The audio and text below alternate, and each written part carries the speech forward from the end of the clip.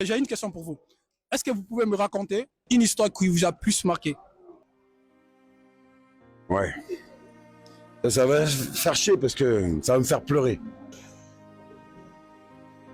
On va parler de ma soeur aînée, Oh, si vous voulez, ouais.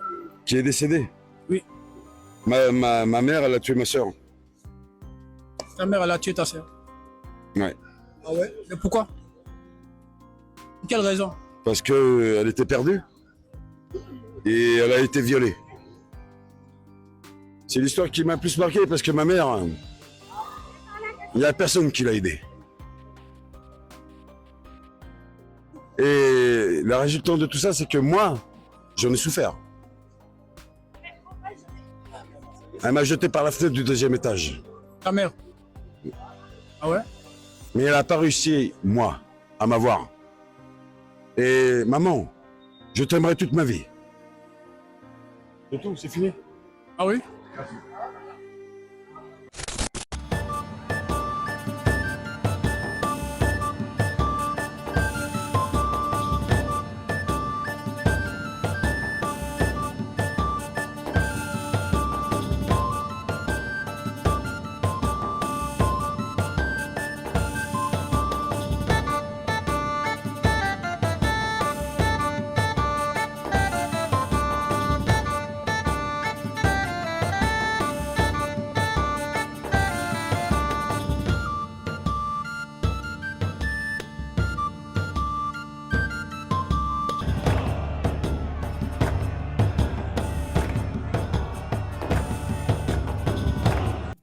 Aujourd'hui, on va aborder un sujet très important, celui de la mémoire.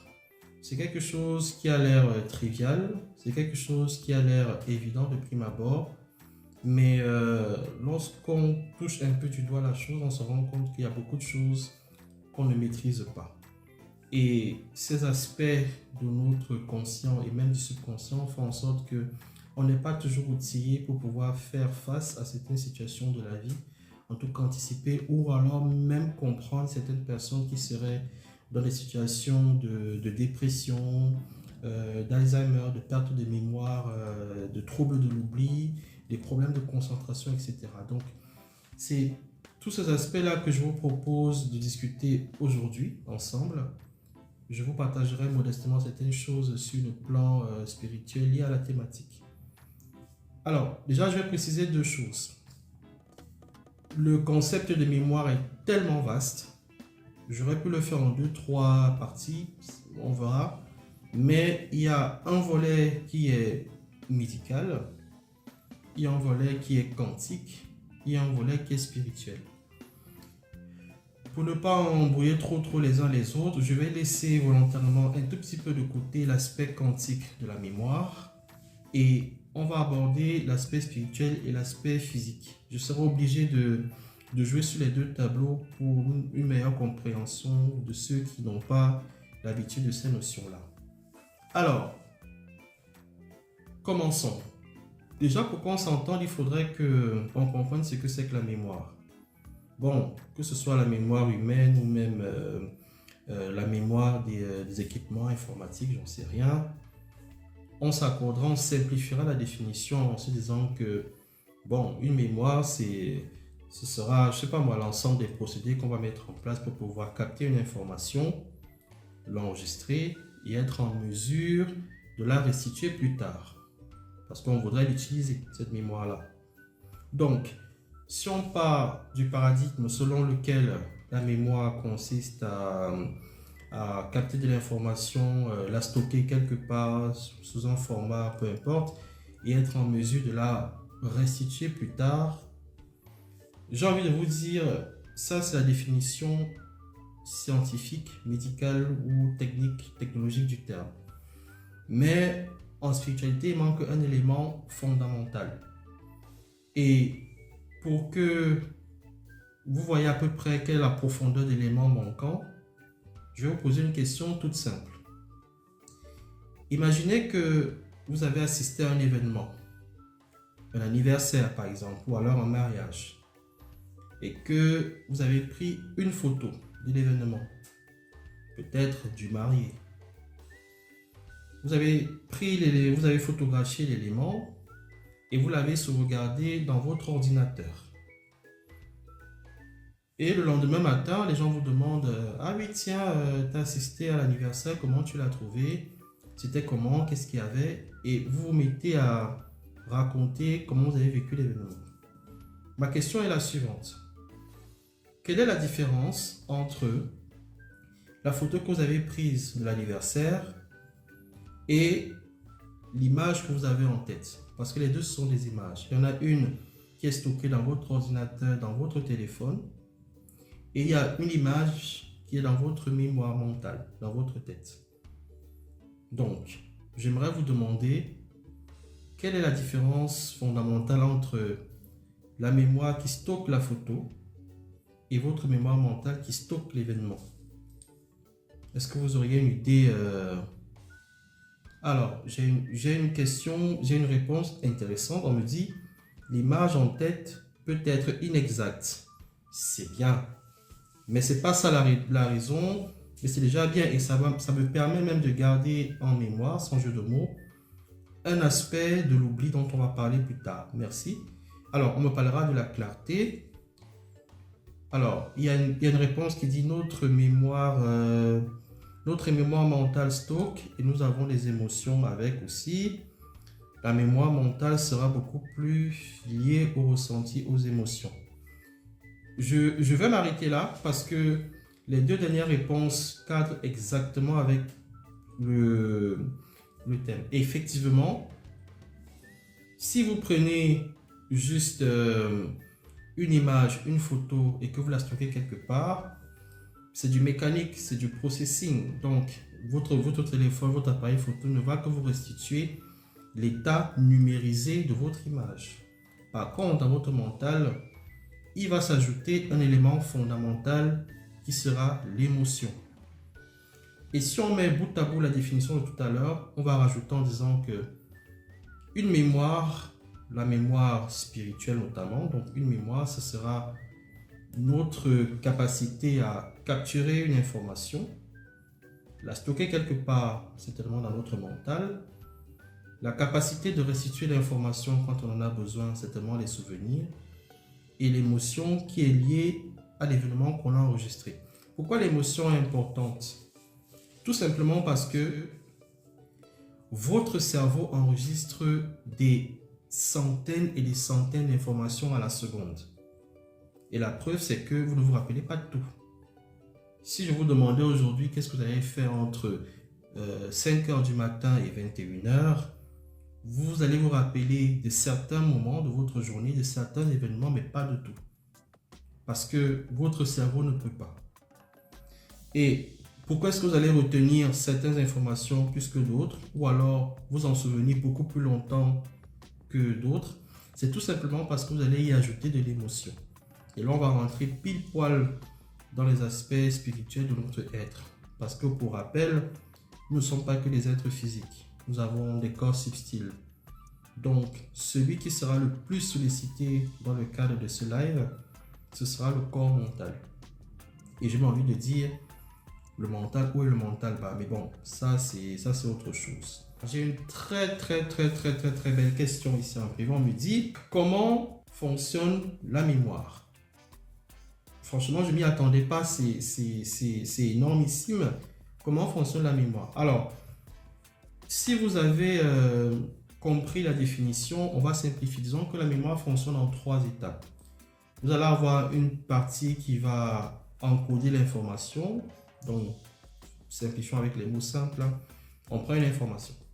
Vous allez avoir une partie qui va traiter l'information. Est-ce que c'est une information heureuse, utile?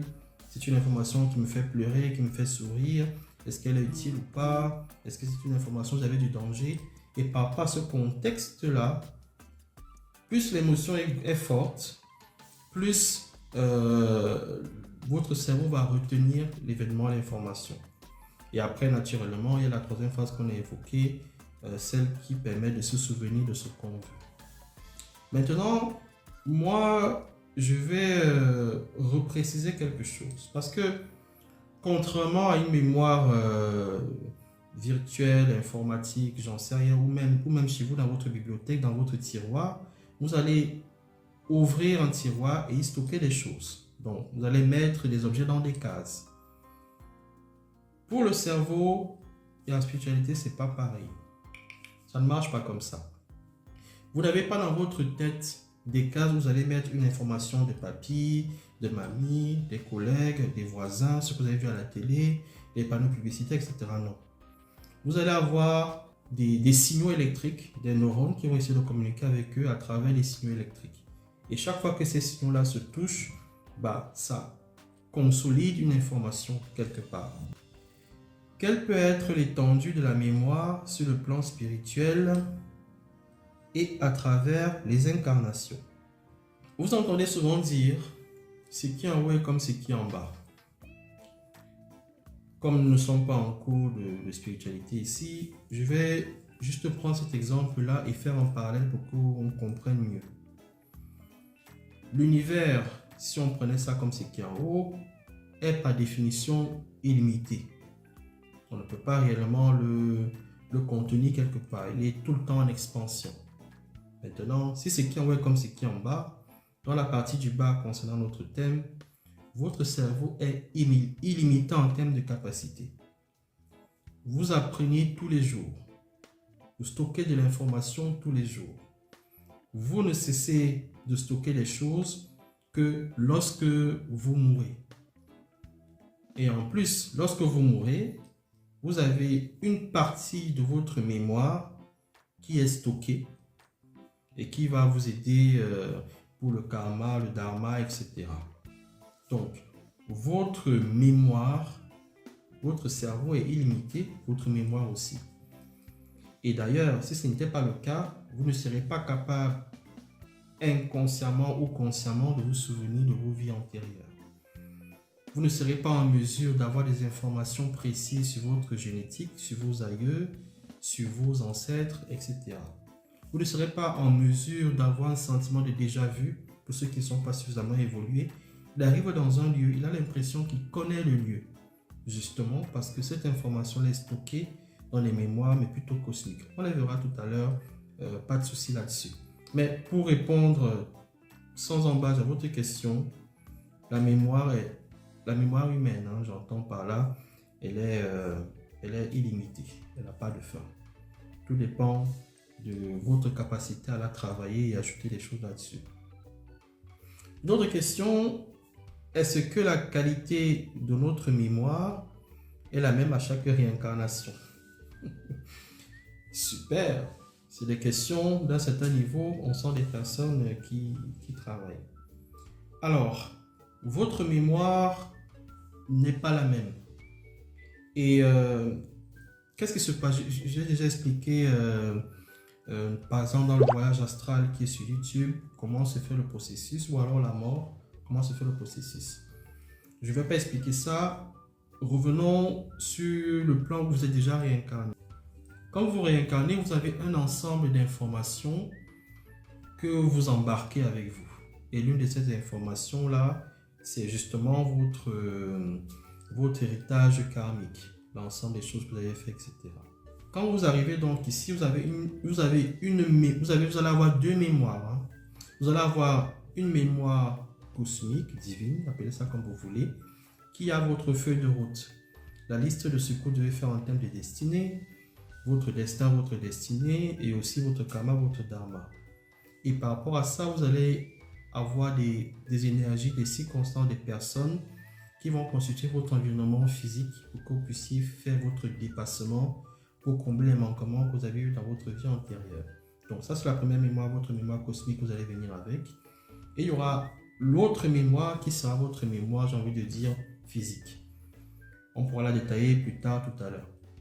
Dans cette mémoire physique-là, vous allez accumuler de l'information, que ce soit sur le plan cognitif, de l'intellect, etc.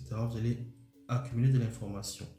Et à un moment donné de votre vie, quand vous serez à la croisée des chemins, vous allez devoir poser la rose sur la croix. Ça veut dire quoi? Ça veut dire que vous allez devoir combiner l'ensemble des informations de votre réincarnation que vous avez eues, donc les dogmes, l'école, la société, les religions, je ne sais pas moi, et vous allez combiner ça avec votre raison de réincarnation, votre raison d'être sur ce plan-ci. Pourquoi vous êtes venu sur Terre? Et vous allez essayer de mixer les choses pour que vous puissiez évoluer, retourner à la source, etc. Mais ça ne veut pas dire que chaque fois que vous vous réincarnez, votre mémoire grossit. Je vous ai dit tout à l'heure que la mémoire n'a pas de limite, mais attention, vous pouvez évoluer comme vous pouvez involuer. Ça veut dire que votre mémoire qui avait un certain capital, en fonction de vos actions, votre méconnaissance, si vous loupez le coche, vous pouvez dans l'autre réincarnation à venir avoir une mémoire inférieure à celle que vous aviez au départ. C'est en ça que c'est très très important d'avoir une certaine éthique, une certaine hygiène de vie, de connaître les lois spirituelles pour pouvoir être sûr que vous ne loupez pas le coche. Donc c'est un peu ça. Donc résumons. La mémoire peut évoluer, involuer en fonction de vos réincarnations basées sur les actes que vous allez causer. Si on retient ça, on a tout compris. Comment avoir une mémoire claire et éviter les trous de mémoire? Bon, comment avoir une mémoire claire et éviter les trous de mémoire? Bon là, cette question m'amène à tremper les pieds directement dans le plat. Déjà, il faut comprendre que vous n'avez pas une mémoire. Parce que au fil des questions, je me rends compte qu'on est focalisé uniquement sur la mémoire humaine. Vous n'avez pas une seule mémoire. Et laissez-moi vous exposer les autres mémoires. Et vous allez mieux comprendre comment est-ce qu'il faut éviter les trous de mémoire, etc. Déjà, primo, comprenez que vous avez environ 3 gros groupes de mémoire. Vous allez avoir, par exemple, une mémoire familiale. À l'intérieur de cette mémoire familiale, vous allez avoir l'ensemble de vos informations codées génétiquement, qui vont des maladies héréditaires à d'autres choses, qui vont jusqu'aux maladies karmiques. Par exemple, si vous avez tissé des alliances avec des esprits mystiques et tout ça, et que vous avez fait couler du sang, il y a une information qui est codée de malédiction, par exemple, qui peut transgénérationner, donc qui peut vous suivre. Il y a des malédictions, il y a des choses qui se poursuivent. Il y a des pactes non respectés qui se poursuivent. Il y a des informations génétiques codées. Est-ce qu'il avait la calvitie? Est-ce qu'il avait le vitiligo? Est-ce qu'il y a du cancer dans cette famille? Est-ce qu'il y a de l'hypertension, etc. Donc, vous allez donc avoir une mémoire familiale. Et c'est très très important. Pourquoi? Parce que à un moment donné, vous allez vous mettre en union avec des gens. Ou alors vous êtes déjà en union avec quelqu'un. Un copain, une copine, un mari, une fiancée. Et vous m'envoyez souvent vous dire, vous devez faire, par exemple, votre électrophorèse pour la médecine conventionnelle, mais vous devez aussi faire une compatibilité amoureuse. Parce que c'est très très important.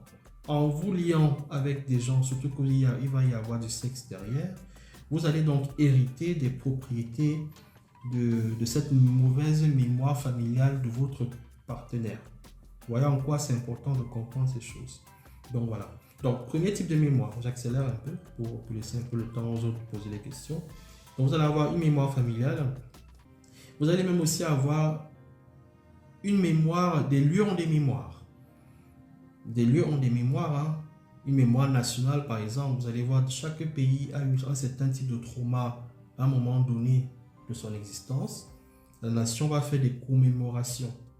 Vous pensez que c'était si inutile que ça, des présidents, des chefs d'État, je sais pas moi, les gens mettraient autant d'efforts, d'argent et d'énergie pour faire des commémorations pour des gens qui sont même plus là? Et si c'est trop macro pour vous, revenons un peu sur le plan micro. Vous allez avoir des lieux qui sont hantés. Comment le lieu sait qu'il est hanté? Comment vous savez que ce lieu est hanté? Parce qu'il y a un ensemble d'événements qui se répètent. Si quelque chose se répète, ça veut dire qu'il y a une information, la graine de l'information est stockée quelque part. Il y a des lieux qui sont chargés. Vous allez peut-être habiter dans une maison qui a son historique. Si vous ne faites pas tout ce qu'il faut en termes de purification, vous vous retrouvez dans le cycle. Vous pensez que ça vient comme ça de nulle part? Non. Parce que des lieux ont une mémoire. Tout ce que vous touchez vous laisse une empreinte. Et si, dans un lieu, par exemple, tenez, dans des prisons, des hôpitaux, je ne sais pas trop, ou alors même dans une maison, s'il y a une mort violente, quand l'âme est arrachée brutalement, il y a une émotion dans les 3 dernières secondes où la personne meurt. Et cette émotion-là, en fonction de comment la personne est partie, ça hante le lieu. Voilà pourquoi on vous a dit qu'au départ, quand on définissait une mémoire, on y a ajouté pour le plan spirituel la partie émotionnelle. Parce que émotion signifie vibration. Vibration signifie qu'il y a une matérialisation de la vibration sur un plan, qu'il soit physique ou pas. Donc, c'est super important. Donc, vous avez des mémoires familiales, vous avez des mémoires de Dieu. Et si on veut rentrer dans la mémoire, il y a même des mémoires cosmiques aussi, hein, on l'a abordé tout à l'heure. Les mémoires cosmiques, elles sont très très simples. Il y a une mémoire akashique, c'est l'ensemble, c'est la bibliothèque, j'ai envie de dire, la supra-bibliothèque où vous pouvez avoir n'importe quelle information depuis que la Terre existe jusqu'à. Et pour aller dans les mémoires akashiques, ça dépend. Il faut un certain niveau de pratique et tout. C'est pas donné quand même, j'avoue, à tout le monde. En quoi est-ce que ça peut être important?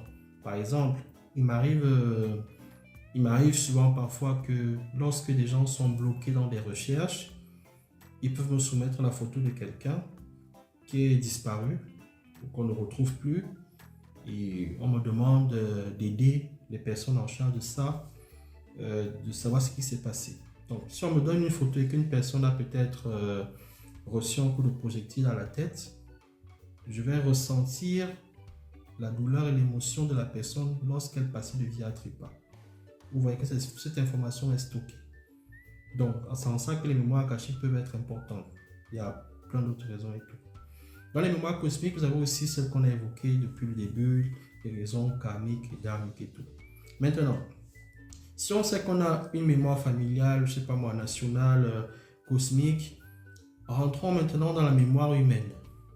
Et là, j'ai envie de vous dire, c'est ça, un sacré capharnaüm. Mais je vais essayer de simplifier ça avec mes mots, pour que ce soit beaucoup plus digeste. Je vais commencer tout à l'heure à vous dire que il n'y a pas que la mémoire mentale comme vous pensez. Et même si c'était ça, sachez qu'elle est divisée en 3-4 catégories. Premièrement, vous allez avoir une mémoire sensorielle. C'est l'ensemble des informations qui seront enregistrées à partir de vos organes, de vos sens, disons comme ça. La vue, l'odorat, etc. Imaginez par exemple que vous ne vous rappelez pas trop bien, vous voulez peut-être manger un bon plat au restaurant, vous vous rappelez à peu près de la rue, et à l'odeur, vous pouvez vous rappeler qu'attention, c'était comme ci, c'était comme ça. Mais pour que vous compreniez jusqu'où va la mémoire sensorielle, je vais peut-être vous surprendre ce soir en vous disant que tout ce qui existe sur le corps humain a une mémoire. Tout, absolument tout. Un exemple. Imaginez que vous étiez en train d'aller dans votre cuisine et vous êtes cogné le petit orteil. Ça fait super mal. Et tant que vous n'êtes pas guéri, chaque fois que vous allez effleurer cet endroit, vous aurez mal. Ça, c'est la mémoire de votre peau, de vos cellules qui vous le rappellent, de vos muscles. Et si on parle de l'organe de sens, la peau, etc., vous allez voir ce que vous appelez souvent des cicatrices. Les cicatrices ne sont pas anodines. Les cicatrices, c'est justement le témoin d'une information enregistrée à un moment donné. Par exemple, si vous avez eu une césarienne, vous allez peut-être oublier que vous avez eu accouché par césarienne, mais chaque fois que vous allez regarder votre ventre, vous allez voir un trait qui va vous rappeler qu'il y avait eu ce truc-là. Et lorsque j'ai fait le live sur les blessures mystiques, par exemple, je vous avais expliqué que lorsque vous voyez un hématome, une cicatrice, je ne sais pas trop quoi, sur votre peau, ce n'est pas la peau elle-même qui est malade. La peau n'est qu'un écran pour vous faire visualiser qu'il y a un problème à cet endroit, au niveau de la tête, au ventre, j'en sais rien. Donc, ce ne seront que des écrans pour vous montrer qu'il y a un problème, mais ce ne sera pas ça le problème. Voilà pourquoi en spiritualité, on traite les causes beaucoup plus que les conséquences. Donc, tout a une mémoire. Donc, vous allez donc avoir pour le corps humain un premier type de mémoire qui est la mémoire sensorielle. Retenez que ça concerne tous les 5 sens. Okay? Après, vous allez avoir une mémoire que j'appelle souvent une mémoire temporaire. Vous voyez, quand vous avez un ordinateur et que vous lancez une application, même vous êtes sur TikTok actuellement, les applications se lancent beaucoup plus vite. Mais souvenez-vous, on vous a demandé d'installer un logiciel à un moment donné sur votre téléphone. Vous avez installé votre logiciel et vous avez lancé l'application derrière. Pour qu'une application se lance, il y a cette application qui est extraite de la mémoire quand vous avez installé. Elle est stockée dans une mémoire temporaire pour que l'application puisse fonctionner et rapidement. Le même système existe en spiritualité. D'ailleurs, j'ai même envie de vous dire, tout ce que vous voyez comme invention technologique ne sont calqués que sur le plan spirituel. Mais ça, c'est un autre débat. It's another story. On verra peut-être ça plus tard. Donc, vous allez donc avoir en vous une mémoire temporaire. Cette mémoire temporaire-là, vous allez l'utiliser dans certains cas. Un exemple tout simple. Si je vous demande par exemple maintenant 10 moins 2 plus 1 égale combien? 10 moins 2 plus 1 égale combien? Vous allez commencer à travailler le calcul rapide. 10 moins 2, c'est 8, plus 1, c'est 9. Ça vous paraît peut-être trivial, automatique comme ça, mais qu'est-ce que votre cerveau a fait? Il a pris 10 moins 2, ça fait 8, il a stocké 8 quelque part. Moins 1, plus 1, ça fait 9. Donc, il a pris une information qu'il a stockée quelque part, et il a rajouté l'information pour donner le résultat final. Vous voyez, ça se fait avec une rapidité, mais c'est à ça que c'est votre mémoire temporaire, c'est-à-dire à conserver d'une manière temporaire une information. Vous ne pouvez pas la tenir plus de 2-3 minutes. Ça partirait. Par exemple, si quelqu'un vous dit, s'il te plaît, rappelle-moi ce qu'on numéro de téléphone et tout, vous lui dites 6, 5, 4, 11, 12 et tout, il va retenir que pendant un laps de temps. Après, cette mémoire-là, elle s'évapore parce qu'il y a d'autres informations que le cerveau doit traiter et va classer ces informations-là sous forme de piles. L'information la plus importante, la plus urgente à la moins importante. Donc voilà. Et logiquement, s'il y a une mémoire temporaire, ça veut dire qu'il y a une mémoire un peu plus pérenne, une mémoire un peu plus durable. Donc vous avez donc cette mémoire-là, elle, contrairement à votre mémoire temporaire, va enregistrer des informations sur une période beaucoup plus grande. Beaucoup plus grande. Et pour qu'elle puisse le faire, elle va se baser sur les émotions. Donc voilà, donc vous avez donc une mémoire sensorielle, vous avez une mémoire temporaire, vous avez une mémoire un peu plus profonde, un peu plus pérenne, et vous allez avoir une mémoire, par extrapolation, disons mémoire cognitive. C'est l'ensemble des choses que vous avez appris à faire, mais qui deviennent un réflexe.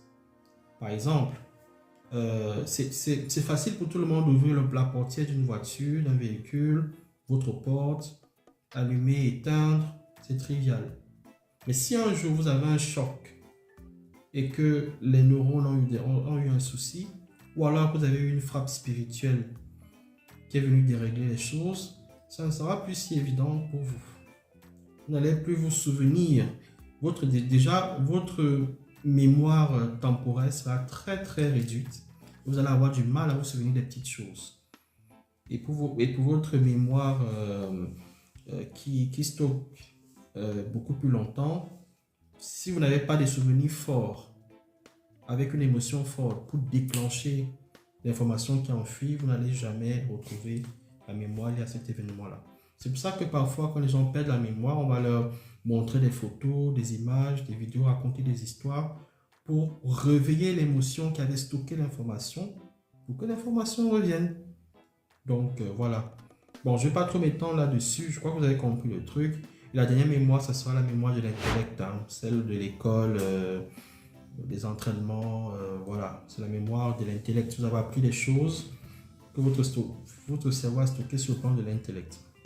Maintenant donc, quand on nous pose la question comment faire pour éviter les trous de mémoire, avec ce que je vous ai décrit, vous allez comprendre que là, on est en train de parler soit d'une mémoire intellectuelle ou alors soit de la mémoire temporaire ou pérenne. Ce que vous devez comprendre, c'est que pour éviter les trous de mémoire, comprenez que un cerveau s'entraîne, il s'exerce.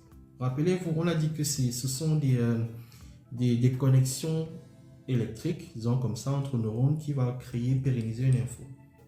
Ça signifie que si vous ne répétez pas l'émotion, l'intention, je sais pas moi, l'événement dans votre tête, vous oubliez. La preuve, c'est que pour les gens qui travaillent, s'ils vont en vacances, je sais pas moi, pendant un mois ou deux, quand ils reviennent, ils connaissent plus leur mot de passe. Ils ont oublié les choses. Ou alors, si vous avez l'habitude de discuter avec une personne et que vous faites 3, 4, 6 mois, vous ne la voyez plus, il y a d'autres personnes qui ont du mal à se rappeler du nom de la personne. Donc, ça peut arriver. Donc, première des choses pour éviter les trous de mémoire, c'est que vous devez entraîner votre cerveau avec des sujets qui coïncident avec ce que vous ne voulez pas oublier. Ça ne sert à rien, par exemple, de surcharger son cerveau avec des histoires de clash alors que vous préparez un examen. Vous voyez, vous allez griller des neurones pour rien. Il va vous générer des informations par rapport à ça ou de générer des informations par rapport à votre cours à l'école que vous êtes en train d'apprendre. Il y a des techniques comme ça. Après, il y a des astuces spirituelles que je pourrais vous donner en fin de live. Pas de souci, voilà. Donc, premièrement, il faut entraîner le truc. Deuxièmement, il faut savoir identifier quel type de mémoire vous voulez utiliser pour retenir une information. Est-ce que c'est la mémoire sensorielle? Est-ce que c'est la mentale? Est-ce que si, est-ce que ça? Pourquoi? Parce que il y a des personnes qui n'ont pas de difficulté à retenir des choses dans le bruit. Je pense aux élèves par exemple. Il y en a qui préfèrent du calme, d'autres ce sera dans le bruit. Ce bruit-là, issu de la musique et tout par exemple, en fait il est en train de se créer un écosystème où il est concentré. Il y a des personnes, moi par exemple quand j'étais élève, étudiant, etc., moi j'avais trop la flemme de réviser mes leçons à la maison. Donc, ce que je faisais, c'est que je m'arrangeais. J'utilisais ma mémoire visuelle. Tout ce qui était visuellement écrit, décrit, moi, j'enregistrais et c'était bon pour moi. Voilà, il y a d'autres personnes qui sont comme ça. D'autres personnes, ce sera plutôt l'audition. Elle a besoin d'entendre quelque chose pour retenir plus facilement. Il y a d'autres, quand je dis ils entraînent les mémoires, ils vont privilégier des choses mnémoniques. Par exemple, pour retenir une leçon, si on dit par exemple que, je sais pas moi, la formule de l'eau c'est H2O, il va voir H peut-être comme la lettre, 2 des jumeaux, O comme de l'eau. Voilà, il va remplacer dans son mental des concepts par des formes. Et une petite anecdote, j'ai eu en coaching l'année dernière une personne doctorante qui avait un problème. Elle me dit, Maître K, j'ai du mal, je suis une mathématicienne, docteur en mathématiques, mais j'ai du mal à me représenter le vide. Elle me dit, parce que le vide, c'est quoi? Parce que si je mets du noir, ce n'est plus vide. Et je lui ai dit, tu as tout à fait raison. Parce qu'il y a une différence entre le vide et ce qui n'existe pas. Quand vous voyez un verre qui est vide, ça ne veut pas dire qu'il n'y a rien à l'intérieur. Il y a des choses invisibles que vous ne voyez pas mais qui existent. Donc vous voyez, parfois ça peut être déstabilisant pour les gens qui ne savent pas comment s'y prendre. Donc éviter les trous de mémoire, il faut entraîner son cerveau, il faut identifier le type de mémoire avec laquelle on est le plus à l'aise pour pouvoir retenir une information et tout. Est-ce que c'est dangereux d'oublier les choses de temps en temps? J'ai envie de vous dire non, et c'est tout à fait normal. Parce que comme je vous ai dit, vous êtes baigné au quotidien par des centaines et des centaines d'informations par jour, par heure. Vous sortez dans la rue, panneaux publicitaires, c'est une information que votre cerveau va stocker. Vous marchez dans la rue, une musique, vous allez stocker. Je sais pas, il y a plein de choses. Donc, votre mémoire temporelle sature un tout petit peu. Donc, c'est normal que de temps en temps, on oublie les choses. C'est pas dangereux.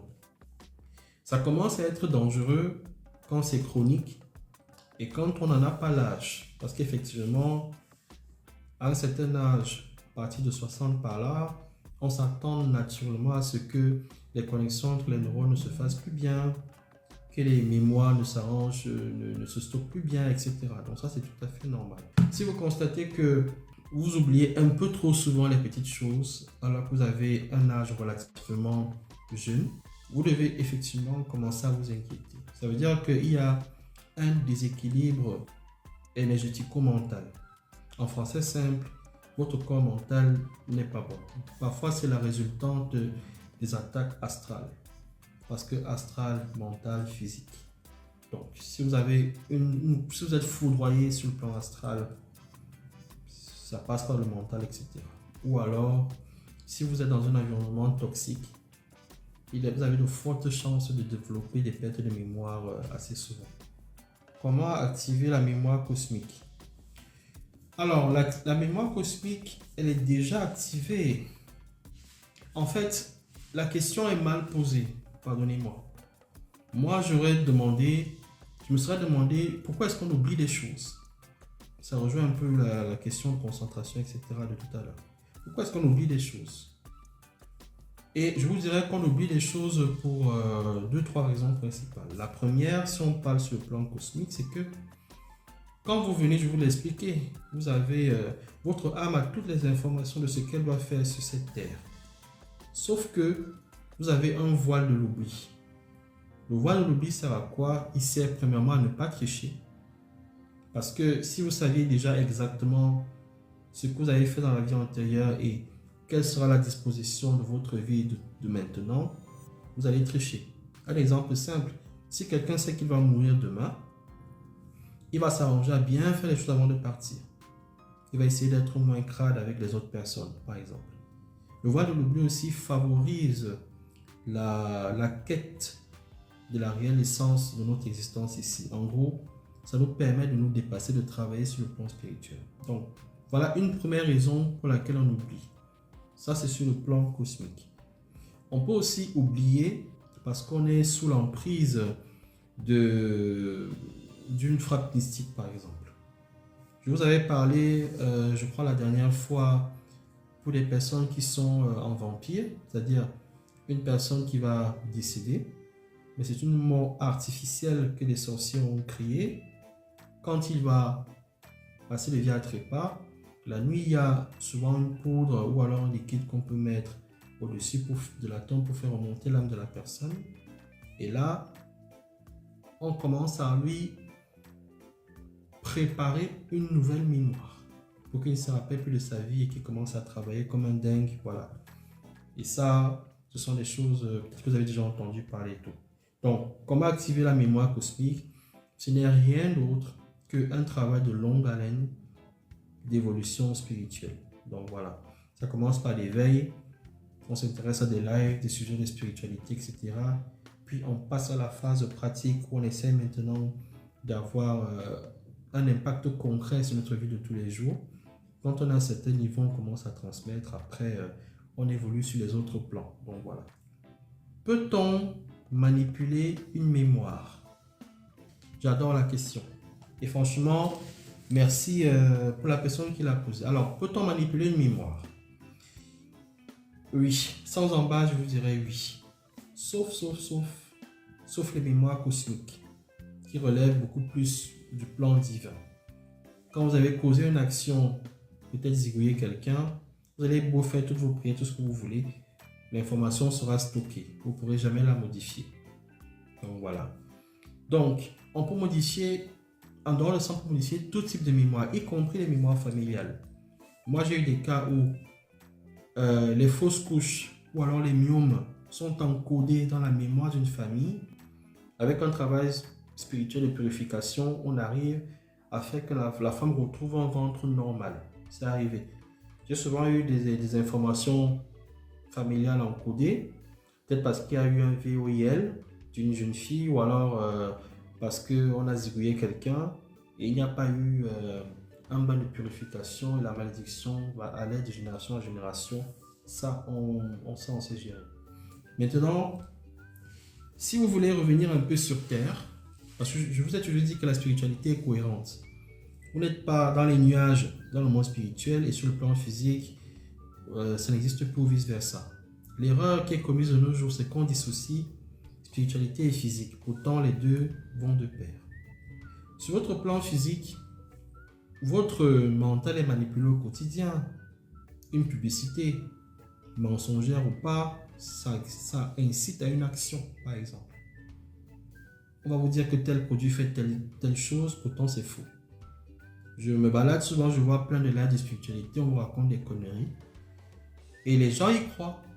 Quelqu'un va vous dire, par exemple, que voici une huile miracle qui résout tous vos problèmes. Et les gens achètent à des sommes faramineuses. Vous vous demandez ce qui se passe dans leur tête. Vous avez souvent des sectes pernicieuses avec des gourous, je ne sais pas pourquoi, qui vont vous matraquer le cerveau, vous recréer une nouvelle réalité de telle enseigne que il n'y a que vous qui allez voir que vous êtes normal, pourtant vous n'êtes plus normal. Donc vous êtes manipulé tout le temps. Moi je suis apolitique, mais si vous entrez dans ce domaine-là, je suis sûr que vous-même vous allez avoir des exemples à profusion. Vous n'avez qu'à voir les médias. Il y a très peu de bonnes nouvelles, toujours des choses bizarres.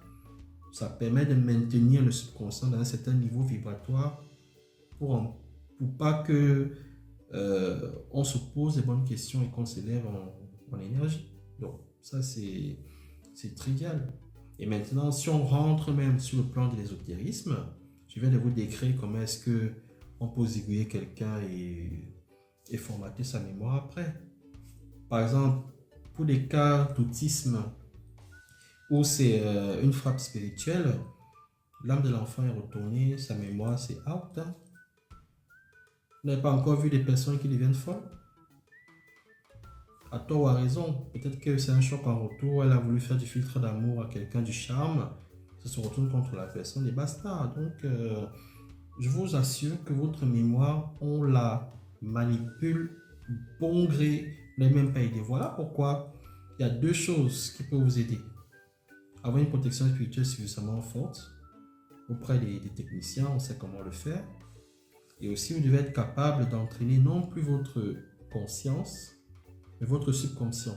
Mais là, je ne le ferai pas ici. Ce sont des choses qui sont réservées à l'école spirituelle. C'est pour vous dire que ne vous leurrez pas. Vous êtes manipulé tous les jours qui existent.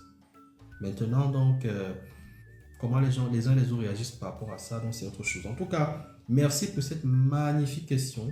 Ça m'a permis vraiment de toucher du bois quelque chose. Voilà pourquoi j'adore les questions. Ça permet en sorte que si j'avais oublié certains aspects, ça permet de l'évoquer et tout le monde y participe. Est-ce que les mémoires akashiques peuvent être nettoyées pour détruire les blocages? Non. Est-ce que ça sert à quelque chose de vous l'expliquer? Parce que moi, je suis de ceux qui pensent que quand la meilleure façon de retenir quelque chose, c'est de la pratiquer. Or, ce sont des choses qui demandent beaucoup d'entraînement et c'est pas toujours évident. Mais bon, pour vous répondre, c'est comme si vous me demandez, vous entrez dans la bibliothèque nationale de votre ville, de votre département, et vous voulez modifier les parchemins, les écritures historiques rares qui s'y trouvent. C'est pas possible. Ou alors vous entrez dans un musée et vous vous mettez à enlever la chaussure de Ramsès ou remplacer par une basket, j'en sais rien. Non, c'est pas possible. La mémoire akashique est comme un scan parfait. Une photo parfaite qui ne peut pas être modifiée. L'année dernière, quand je faisais le live sur le karma et même les mystères du temps que j'ai fait l'année dernière, dont la vidéo est sur YouTube, je vous avais dit que il est bel et bien possible d'aller dans le passé et dans le futur, etc. Et je vous avais donné un exemple personnel où je vous disais, quand on y va, il y a 2 règles strictes à respecter. On ne modifie rien et on y va en lecture, pas en écriture. Pour ceux qui sont des ingénieurs, ils vont comprendre.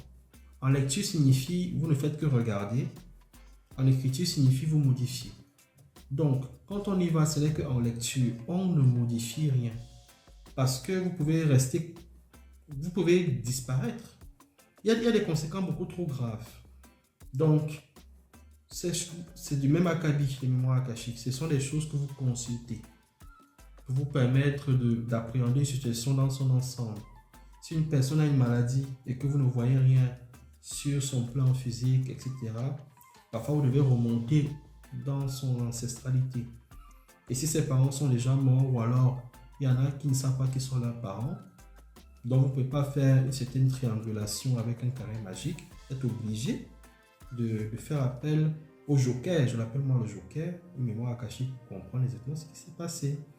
Donc ce n'est pas une mémoire qui a vocation à être modifiée, mais plutôt à être consultée pour appréhender une réalité et maintenant prendre des actions par rapport à cette réalité-là.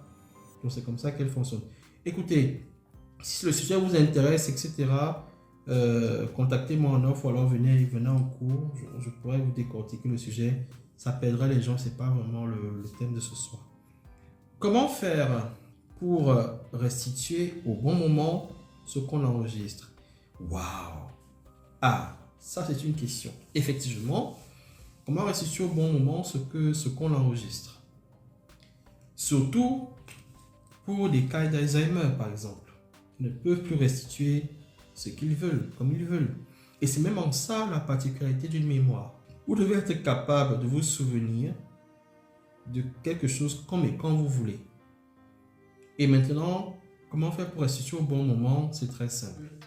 Une information doit être utile. C'est l'une des premières caractéristiques. Ça veut dire que vous devez être capable de restituer une information quand vous en avez besoin.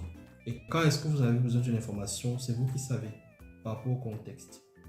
J'ai même envie de dire, restituer une information au quotidien, vous le faites. Vous n'avez même pas besoin d'un entraînement particulier. Par contre, là où ma réponse peut vous aider dans votre question, c'est pour certains cas. Évoquons-les. Le premier cas, ce sera... Moi, j'ai reçu des gens qui ont été abusés quand ils étaient jeunes. Et c'est quand j'ai fait le live sur les familles toxiques qu'elles se sont rappelées de ça. Un événement qui s'est passé il y a peut-être 20 ans, 30 ans. Pourquoi? Parce que le cerveau a cette particularité-là que parfois, pour vous protéger d'un trauma, il déconnecte les neurones qui enregistrent l'information. En français simple, il fait en sorte que vous oubliez l'événement tragique, le trauma. C'est un mécanisme de défense. Et généralement, que font les gens qui font de l'hypnose, par exemple?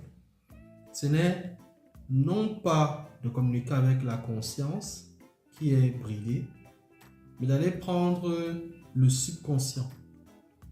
Je ferai quelque chose dessus, peut-être pas, mais en cours pour cette année, oui. Donc, que va faire donc celui qui va vous hypnotiser? Il va vous plonger dans un environnement émotionnel sain. Quand on dit sain, c'est qu'il n'y a pas de perturbation extérieure. C'est-à-dire que on va vous mettre dans une salle qui a une certaine luminosité, qui a une certaine restitution d'écoute pour favoriser certaines choses. Et une fois qu'il va le faire, il va utiliser ce qu'on appelle souvent des clés. Ces clés permettent de déclencher des événements, on les appelle des triggers. Donc, quand il va actionner les triggers, il va vous plonger dans un état émotionnel mental où toutes les émotions moins importantes dans le conscient ressortent un peu en surface.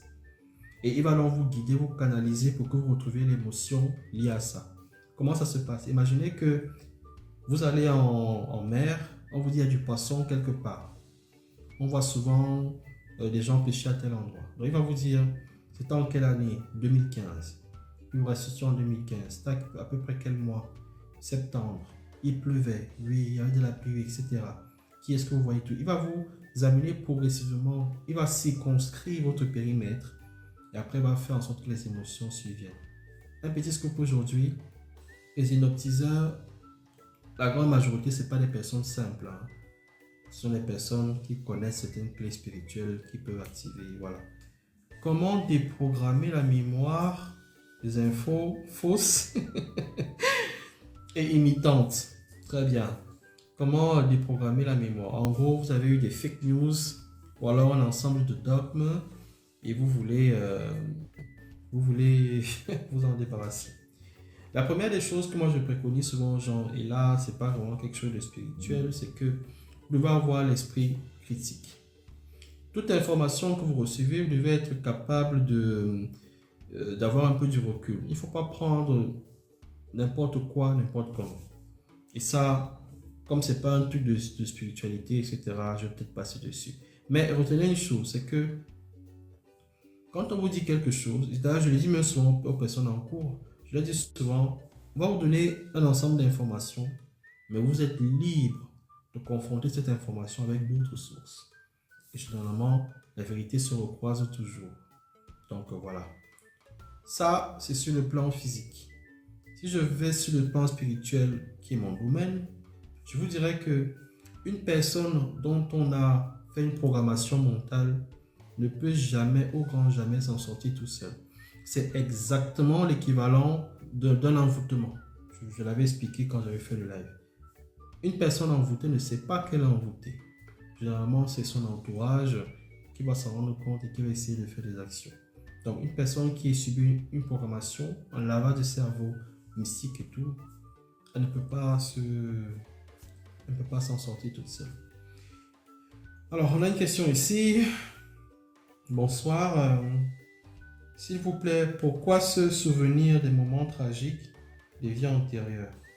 Si je comprends la question telle qu'elle, à quoi ça nous sert de se rappeler des moments tragiques qui, par définition, nous font du mal? Retenez quelque chose, hein, c'est que quand quelque chose vous arrive, vous n'êtes jamais perdant. Vous êtes perdant si vous êtes un loser. Mais si vous êtes quelqu'un avec un esprit de dépassement, vous devez prendre chaque circonstance comme une occasion de progresser et d'aller de l'avant. On vous a VOIL, on vous a discriminé, on vous a traumatisé, on a fait ci, on a fait ça. Il y a toujours du bon. Et je veux même vous dire, je vous l'ai souvent dit, hein, que les amis rendent forts, les ennemis rendent puissants. Les amis rendent forts, les ennemis rendent puissants. Ça veut dire quoi? Ça veut dire que si vous êtes toujours dans votre zone de confort, où tout le monde vous aime, où tout est bien, vous ne pouvez pas progresser. Encore que ça montre qu'il n'existe presque pas. C'est quand vous avez des coups que déjà vous réalisez et vous jugez votre force, vous trouvez des solutions et vous apprenez. Donc, le problème n'est pas pourquoi est-ce qu'on s'en souvient, mais qu'est-ce qu'on en fait quand ça arrive? C'est ça qui est super important. Donc, retenez toujours ça. Il vaut mieux avoir une criade d'amis, d'ennemis, que des amis qui, pour la plupart du temps, ne vous serviront pas toujours à grand-chose. Vous n'avez qu'à avoir le ratio entre vos contacts ou vos amis, et quand vous avez un réel problème, le nombre qui se mobilise réellement. Donc, pourquoi d'autres personnes ont une mémoire plus développée que d'autres? C'est vrai? Pourquoi d'autres personnes ont une mémoire plus développée que d'autres? Alors, il va y avoir deux aspects. Le premier aspect, comme j'ai commencé à expliquer, c'est que les gens entraînent leur mémoire. C'est comme deux footballeurs. Il y en a un qui est doué, il est venu naturellement avec un don. Il sait dribbler, tirer des coups francs. Et vous allez avoir un autre qui va avoir le même niveau que celui qui a le don, mais plutôt par le travail. Parce que, cosmiquement, comment ça fonctionne? Quand une personne naît, tout le monde avait des prédispositions qui sont contenues dans des portes zodiacales, que vous appelez signes astrologiques, etc. Et je dissocie le signe astrologique de la porte zodiacale à laquelle appartient le signe. Mais bon, ça c'est autre chose. Donc, chaque personne a donc des dons, des prérogatives. Et ce qui est génial sur le plan cosmique, c'est que tout le monde peut atteindre le même état. Ce qu'une personne n'a pas eu par le don, il peut l'avoir par le travail. Donc c'est comme ça. Donc du coup, Pourquoi d'autres personnes ont des mémoires plus grandes que d'autres? Il y a ça qui joue. Les gens l'ont travaillé. Donc, moi, par exemple, avec des années de méditation et tout, je suis capable d'avoir une mémoire temporaire supérieure à la normale. Ce n'est pas que je suis né avec, mais au fil des méditations, vous travaillez. Si vous devez traiter 3, 4, 5 personnes au même moment avec des problèmes différents et que vous devez faire des méditations où vous mettez tout ça dedans, à un moment donné, vous devez vous rappeler de la face de chaque personne avec son problème, avec son traitement, etc. Donc voilà, il y a des choses comme ça. Maintenant donc, la deuxième raison pour laquelle des gens ont une mémoire plus développée que d'autres, c'est tout simplement parce que les gens ne sont pas pareils. Vous ne pouvez pas mettre des données de 100 gigas dans un disque dur de 50 gigas. Pour que vous puissiez le faire, vous allez avoir en extension une autre mémoire, peut-être 50 gigas de plus, ou alors dans le cloud. Ce qui revient à ce que je vous disais, compensé par le travail. Donc, il y a des gens qui ont une configuration physique spirituelle qui leur permet de retenir des choses plus que d'autres, et d'autres ont des techniques. Un jour, je vous ferai des lives sur les inégalités. Vous allez comprendre pourquoi d'autres sont grands, courts, beaux, jeunes, d'autres sourds, d'autres ne souffrent pas. Et surtout, la question que tous les scientifiques se sont posés, pourquoi les 5 doigts de la main n'ont pas la même taille? En spiritualité, il y a une réponse très très claire à ça. Mais comme ce n'est pas le live, ce n'est pas l'objet du live, on va continuer. Est-ce normal d'être toujours perturbé dans son sommeil à cause des rêves? Comment dormir paisiblement? Très bien. Alors, ça ne cadre pas vraiment avec le thème, mais je peux vous donner 2-3 astuces vite fait, comme ça, pour élaguer un peu rapidement votre truc pour vous soulager. Premièrement, la position du lit doit toujours être orientée vers l'est. Si vous ne savez pas le faire, prenez une boussole. Ok, l'est en premier, et sinon en fonction de certaines configurations de pièces, prenez le nord. Mais toujours d'abord l'est, première des choses. Et vous devez avoir, ou alors éviter certaines couleurs dans votre chambre. Une chambre qui est complètement verte, 0. Une chambre complètement violette, orange, tout ça, 0. En tout cas, privilégiez des couleurs telles que du blanc, mais pas du blanc, tout blanc non plus. Si c'est tout blanc, c'est pas trop grave, mais il y a quand même des nuances. Vous pouvez dormir dans une salle qui est légèrement dorée, ça passe aussi. L'importance des couleurs joue énormément, comme je le dis souvent en cours, énormément sur la façon d'être. Vous ne pouvez pas dormir dans une chambre où c'est rouge, ou bien vos draps qui sont complètement rouges et tout. Il y a des situations où vous avez besoin d'avoir du rouge pour vous protéger, peut-être dans votre sommeil. Là, je pourrais vous dire, si vous êtes sur l'emprise de forces qui viennent vous perturber et tout ça, paralysie du sommeil et autres, vous pouvez avoir un petit sous-vêtement rouge, etc., etc. Bref, il y a des choses à faire. Donc, premièrement, la position du lit. Deuxièmement, les couleurs que vous abordez. Et troisièmement, prenez l'habitude, au moins une fois par mois, de mettre du sel dans les 4 coins de votre chambre et un peu sous le lit. Ça permettra de temporiser certaines choses. En tout cas, si ces trucs ne marchent pas, vous pouvez aussi prendre une infusion clou de girofle plus laurier. Ça va beaucoup vous aider en dehors de tout ce que ça peut faire. Après, si ça ne marche pas, je vous recommanderai de venir à l'offre et on verra ce qu'il faut faire en profondeur. Crois au Seigneur Jésus et tu seras sauvé. Vous voyez alors.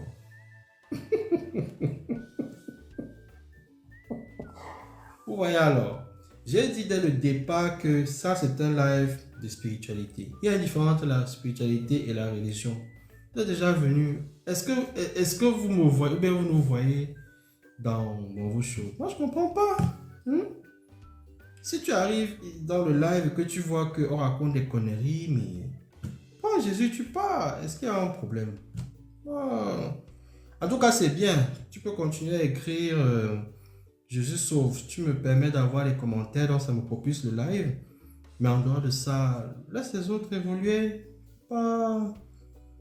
Oui. Oui, c'est bien. Mets les commentaires et tout ça, mais vraiment, en dehors de ça, tu ne vas pas beaucoup nous aider, tu vois. Donc, oui. Si tu peux mettre Jésus sauve, Jésus sauve, Jésus sauve, Jésus sauve. Écris ça en commentaire. Quand tu finis, je te dirai quand tu peux laisser. Tu as compris? Pourquoi les lignes de la main sont différentes? Ah, la chiromancie et tout ça, on l'explique en cours, hein. Donc, je te conseillerais de venir à l'école spirituelle ou en offre, tu dirais comment faire. Les animaux ont une mémoire? Si oui, quelle serait leur utilité dans la vie humaine? Ah, super, merci. Tout à l'heure, j'ai dit, tout ce qui existe sur le corps humain a une mémoire, y compris les cellules, y compris tout. Et par extrapolation, tout ce qui existe, végétal, animal, a une âme. D'ailleurs, faites l'expérience, ou les gens qui s'y connaissent, lorsque vous voulez savoir quel est l'âge d'un arbre, qu'est-ce que vous faites? Qu'est-ce que vous faites? Si vous ne savez pas, il faudra aller chercher. Vous allez compter son nombre de rayons, c'est qu'on fait ce rayon, et vous allez voir quel âge l'arbre a. 100 ans, 200 ans, 50 jours. Donc tout est une mémoire. Si vous coupez un arbre ici, là, il ne va pas repousser de la même façon qu'avant. Bref, tout a une mémoire. Donc ne vous leurrez même pas. Même l'eau, par excellence, a une mémoire. Il y a des expériences que je donne souvent quand on apprend les 4 éléments aux élèves juste pour s'amuser. Je leur dis, dites des paroles sur l'eau, congelez-la et vous allez voir la forme que ça aura par rapport à ce que vous avez dit. Donc, tout a une mémoire. Moi, c'était trivial. C'est pourquoi je n'en ai pas parlé.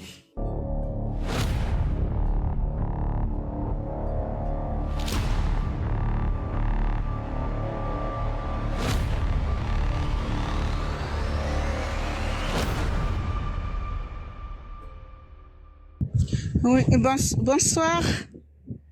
Vous allez bien? Oui, ça va et vous? Super. Vous vous appelez d'où? Et en fait, j'étais en train de poser la question à savoir comment faire pour se souvenir toujours de ses rêves. Je peux me lever, je sais que j'ai rêvé, mais tout de suite, il suffit que je me réveille, ou encore c'est le réveil qui sonne pour aller au boulot, ou pour préparer les enfants à l'heure de l'école, et tout de suite, ça fuit. Et ça devient vraiment fréquent et ça m'embête beaucoup. On va procéder méthodiquement. La première des choses qu'il faudra faire en termes de recommandations, avoir des astuces, c'est que si vous devez vous réveiller à 6 heures du matin, votre réveil par exemple, donnez-vous une marge de 15 minutes, c'est-à-dire mettez votre réveil à 5h45. Pourquoi? Parce que quand vous vous réveillez, pour que l'âme ait le temps de télécharger dans votre conscient tout ce qu'il a vu dans vos rêves, restez allongé pendant environ une quinzaine de minutes, 10 à 15 minutes. Il ne faut pas vous lever brusquement comme ça. Et on ne dresse pas les bras directement. Ça, c'est le premier truc. Parce que quand le réveil sonne, il y a le sursaut. Donc, la façon dont laquelle l'âme rentre, c'est pas comme si elle avait fini de faire son truc, elle est venue naturellement. Donc, donnez-vous 10 à 15 minutes pour tranquillement rester sur le lit pour que l'information soit téléchargée dans votre mémoire. Et on ne reste pas sur le lit n'importe comment. Il faut toujours rester la tête, le regard orienté vers le ciel. Si vous êtes de côté et tout ça, ça ne marche pas. Donc ça, c'est la première des choses. La deuxième des choses, c'est que vous devez, en dehors de tout ce que j'ai dit sur comment positionner le lit et tout ça, la veille au soir, vous pouvez avoir un demi-verre d'eau que vous allez poser par terre du côté gauche de votre tête. Et le matin, vous allez boire de cette eau-là. Dans la journée ou dans la semaine, dans les jours qui viennent, le rêve va vous revenir. Et plus vous allez le faire, plus ça va commencer à être... Vous n'aurez même plus besoin d'eau. Ou sinon, ce que vous pouvez faire, ce que moi je vous recommanderais fortement, c'est de prendre une cuillère de miel le soir, juste avant de dormir. Ça doit être votre dernière action, le dernier mot que vous... Après ça, vous ne parlez plus si possible. Vous prenez une cuillère à café de miel, vous buvez et c'est bon, vous dormez. Maintenant, c'est que si tout ça, après, ça ne marche pas, ça veut dire que le miroir astral a un problème. Soit il est troué, soit il est obscurci. Il faudra qu'on le nettoie et du coup, je vous demanderai de venir en offre. Mais essayez d'avoir ça et ça devrait marcher. D'accord. Allô, bonsoir. Bonsoir maître. Bonsoir, vous allez bien? Bien. Alors maître, le sujet tombe à pic et j'ai un petit souci. Je ne sais pas si c'est d'ordre spirituel ou physique. J'ai constaté dernièrement que j'ai énormément de problèmes de mémoire. Et j'ai l'impression, je ne suis pas la personne la plus intelligente du monde, mais j'ai l'impression que mes capacités cérébrales ont énormément baissé. Donc je ne comprends pas pourquoi dernièrement j'arrive vraiment pas à faire confiance en ma mémoire. Je ne sais pas si c'est à cause de mon alimentation, mes habitudes de sommeil. On m'a même conseillé de prendre les compléments alimentaires, certaines vitamines, ce que j'ai fait. Je vous conseillerais de venir en offre, mais avant, je vais vous demander de prendre une bougie blanche. Vous pouvez vous asseoir dans une pièce de votre maison, vous allumez la bougie. Vous pouvez choisir d'éteindre la lumière ou pas, peu importe. Et vous allez essayer de penser à un objet précis, hein, un stylo, une règle, quelque chose. Et vous allez fixer la flamme de la bougie. Vous allez essayer de vous concentrer uniquement sur l'objet mental en fixant la bougie pendant 2 minutes sans penser à rien d'autre. Si vous arrivez à le faire dans les 2 minutes, tant mieux. Si vous arrivez à le faire moins d'1 minute, il faudra me dire.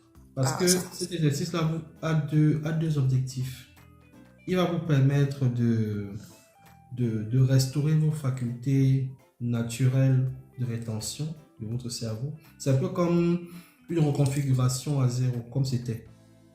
Et de deux, en fonction du temps que vous n'arrivez pas à vous concentrer sur une info, ça veut dire qu'il y a une brèche quelque part. Dans tous les cas, je pourrais vous aider. Donc, je vous conseille peut-être de venir à North, on va creuser tout ça. Mais déjà, l'exercice que je vous ai donné, essayez de le faire.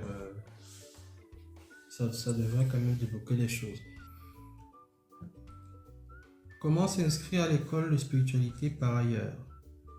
Bon, faites-moi un mail ou alors cliquez sur la bio. Normalement, tous les liens y sont.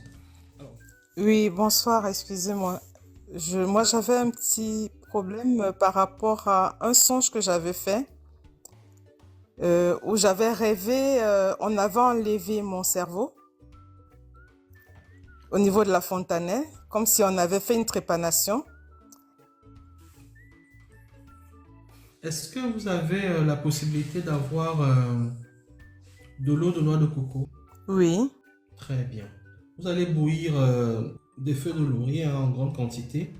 Et vous allez prendre cette feuille de laurier, vous mettez dans un verre d'eau. Dans ce verre d'eau-là, vous allez vous ajouter un peu d'eau de noix de coco. Si vous pouvez faire kiff-kiff, donc moitié du verre laurier, l'autre moitié l'eau de coco. Et vous allez masser, verser sur la tête en massant, en suivant le sens des aiguilles d'une montre. Pas comme ça, hein, n'importe comment, non. En massant, en suivant le sens des aiguilles d'une montre. Et en faisant les intentions de restitution et d'équilibre de la mémoire. Faites ça sur 7 nuits consécutives. Si c'est que ça ne marche pas, revenez vers moi. En principe, c'est de l'automatique. C'est direct. En fonction de ce qui est décrit. Si c'est que ça ne marche pas, il faudra venir en offre. Mais sinon, ça devrait aller. Si vous avez beaucoup de cheveux et que ça ne va pas vraiment pénétrer, ce que vous pouvez faire, c'est que vous pouvez verser des gouttes. Là, vous allez verser 7 gouttes et le reste, vous buvez. Avec la même intention, ça passera aussi. D'accord. Donc, venez me dire en offre après. Hein. Merci. Je voulais aussi vous dire que vous êtes un très bon enseignant. Au-delà de côté spirituel. Merci pour tout. Vous êtes à l'école spirituelle ou pas encore? Non, c'est la première fois que je tombe sur votre live. Je suis tombée comme ça au hasard. Merci à vous, hein, Merci. c'est gentil. Je vous en prie, merci beaucoup. Comme vous êtes nombreux à l'école, je ne sais pas toujours qui a rejoint ou pas. Alors, comment avoir une consultation? Faites-moi un mail ou alors vous cliquez sur le lien qui est sur la bio, tout y est. Bah écoutez, on me pose trop de questions sur les astuces. J'ai commencé à en donner.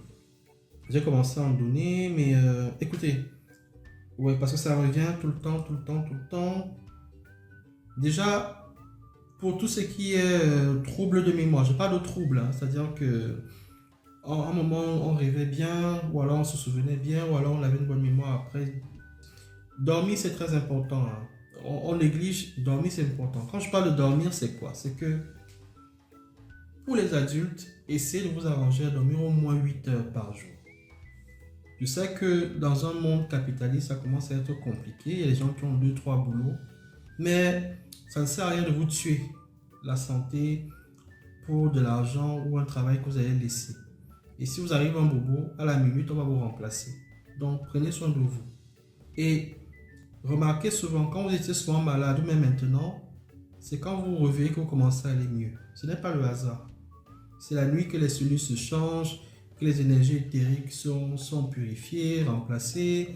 Vous avez même expliqué la photosynthèse à l'école. Donc, si vous ne dormez pas, le corps éthérique n'a pas suffisamment de temps pour renvoyer les mauvaises énergies et prendre les bonnes énergies qui viennent des plantes, qui viennent de la lune, etc.